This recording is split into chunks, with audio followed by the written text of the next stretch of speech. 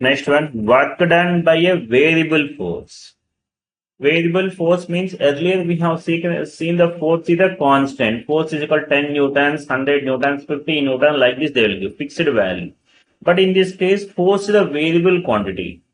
That means force they will give it as a 10x square or 5xy square. So x, y, z, those terms are there. Then we can say force is a variable quantity.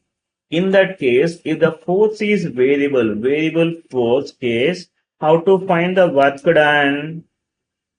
The work done we can calculate by using the integration method. This work done, if the force is a variable quantity, we need to do the integral of F bar dot ds bar. If the force is a variable quantity, the work done can be calculated by the integration method. F bar dot ds bar. Right.